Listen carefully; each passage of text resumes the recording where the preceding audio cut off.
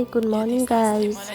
आज एउटा सानो मिनी ब्लग बनाऊँ भनेर मैले यो सानो आइडी सुरु गरेको छु। अनि त्यसपछि बिहान म उठ्ने बित्तिकै आज काम चाहिँ ढिलो जानु लागेको थिएँ।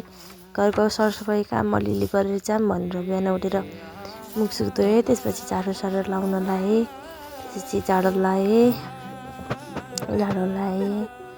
त्यसपछि झाडु लाएर फेरि आफ्नो रुम सफा गर्नु गएँ। बेड बिस्ताराहरू मिलाउन, बेड बिस्ताराहरू चेन्ज गरेँ पुरानो, त्यहाँ नयाँ बेडसिट लगाएँ। अनि त्यसपछि लगाइरहेको छु।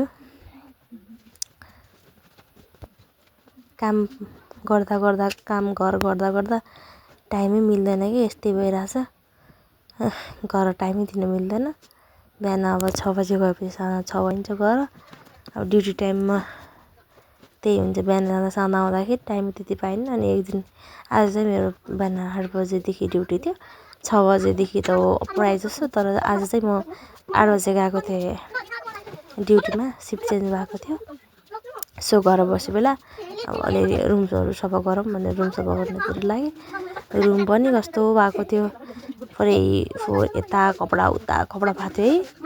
सब सफा गर्दा टाइम गएको पत्तै पाएन। अनि फेरि कति अप्ठ्यारो छ कि त्यो मिलाउनलाई। फेरि नानी बोलिरहेको, फेरि नानी पनि आएर पटर मामु यस्तो यो गरौँ त्यो गरौँ भनिरहेको। त्यसपछि मिलाउँदा त्यसपछि ओर्ने मिलाउन लाएँ। त्यहाँ नानी आएर बसिरहेको, फेरि मसँग नानी आएर बसिरहेको। मामु यस्तो गरेर ग्याङ गरिरहेको। म मिलाइरहेको छु। फेरि त्यो ओढ्नेको फेरि कभर हालेको छैन कि, कभर हालेको छैन। अनि त्यस्तै मिलाएर पुच्छा पाछ माथि पुछेँ, यता गरेँ। त्यसपछि माथि पुछेँ। अनि माथि पुग्दा नानी बोलिरहेको थियो। फेरि नानी मम्मी घुम्नु जाउँला है, यो ठाउँमा त्यो ठाउँमा भनिरहेको थियो नानी।